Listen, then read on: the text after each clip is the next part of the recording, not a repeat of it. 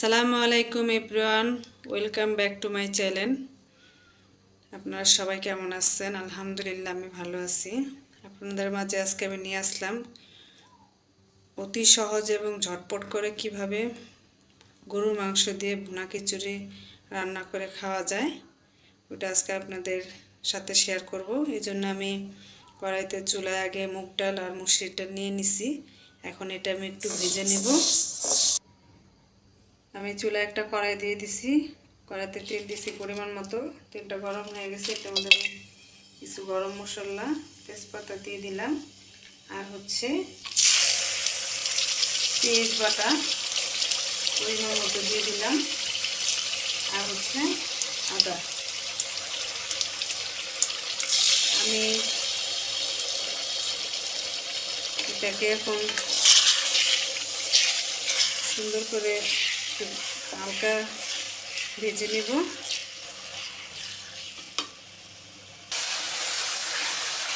এবার আদা রসুন একটু হালকা ভেজে নিচ্ছি। এখন এটার মধ্যে আমি পরিমাণ মতো লবণ এড করে দিব, আর দিয়ে দিব হলুদের গুঁড়ো 1 চামচ, আর দিয়ে দিব আদা 4 চামচ মরিচের গুঁড়ো। এখন একটু নেড়ে চেড়ে নিলাম, নিয়ে এটার মধ্যে একটু ধনিয়া দিয়ে দিব, আদা 4 চামচ ধনিয়ার গুঁড়ো, আর দিয়ে দিব আদা 4 চামচ জিরার গুঁড়ো। এখন এটাকে একটু ভালো করে একটু ভেজে নেব, ভাজা ভাজা করে কষিয়ে নিব। আমার এটা তেলের মধ্যে মশলাটা ভাজা ভাজা করতে এখন সামান্য একটু পানি দিয়ে এটাকে ভালো করে কষিয়ে নিব, যে পর্যন্ত মশলার থেকে তেলটা না ছেড়ে দেবে। আর আমি চাল, ডাল এবং গরুর গোশতের মশলা একসাথে দিয়ে একসাথে আমি কষিয়ে নিচ্ছি। এটাকে আমি এখন তেল ওঠা আগ পর্যন্ত ভালো করে কষিয়ে নেব। আমার মশলাটা ভালো করে কষানো হয়ে গেছে, মশলার থেকে তেল ছেড়ে দিচ্ছে। এই পর্যায়ে আমি গরুর মাংসটা দিয়ে দিব।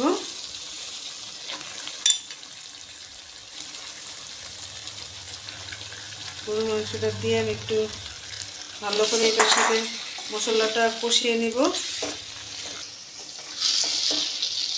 আমার গোশতের সাথে আমার মশলাটা কষানো হয়ে গেছে। এই পর্যায়ে এটাকে আমি প্রেশার কুকারের মধ্যে দিয়ে দিব।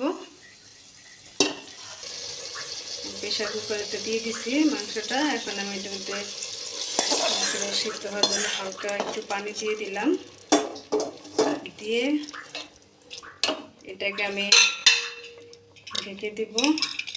একটা সিজ দিবে ওই পর্যন্ত অপেক্ষা করব। সিদ্ধ হয়ে গেছে। এরপর যে এটার মধ্যে আমি কিছু কাঁচামরিচ দিয়ে দিব, একটু দিয়ে দিব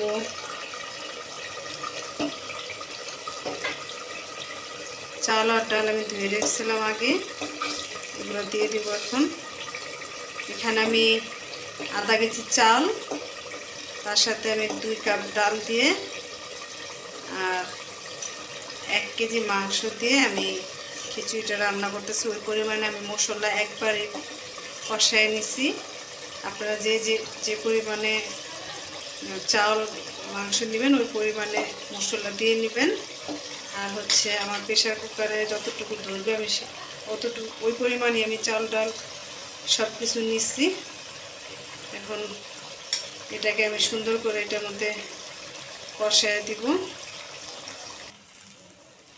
আমি প্রেশার কুকারের মধ্যে চালগুলো ভালো করে কষিয়ে একটু ভাজা ভাজা করে নিচ্ছি, তাহলে খিচুড়িটা খেতেও ভালো লাগে, স্মেলটা ভালো আসে।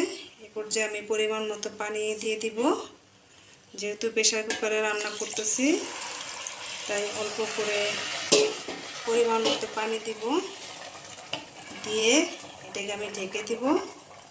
তারপর এটাকে আমি হাই হিটে কিছুক্ষণ জাল দিব, 2-3 মিনিট।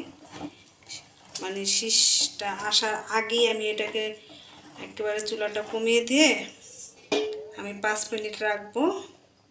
রাখার পর আমি চুলাটা অফ করে দিয়ে আমি কিছুক্ষণ এটা মানে ঢাকনাটা খুলবো না, আমি তার 10 মিনিট পর আবার ঢাকনাটা খুলে দেব।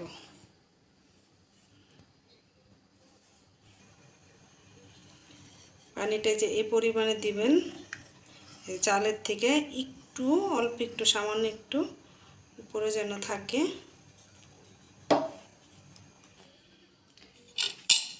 আমি একটা শীষ দিয়ে নেওয়ার পর 10 মিনিট দমে রেখেছিলাম। প্রেসার কুকারের ঢাকনাটা খুলিনি, এখন এই পর্যায়ে খুলে দিলাম। এটা একটু নেড়ে দিব।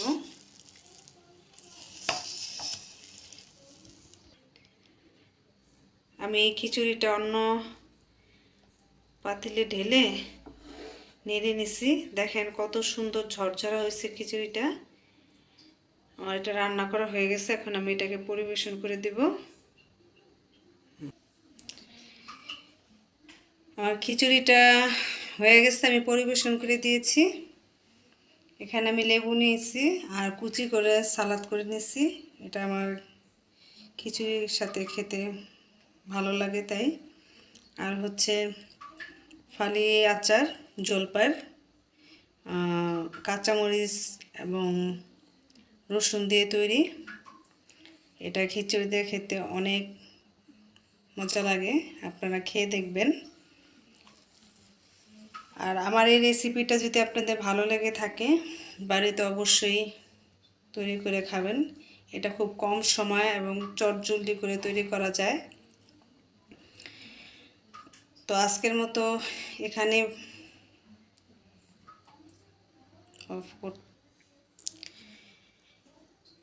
আমার এই রেসিপিটা আপনাদের ভালো লেগে থাকলে একটা লাইক দিয়ে দিবেন, শেয়ার করে দিয়ে অন্যকে দেখার সুযোগ করে দিবেন।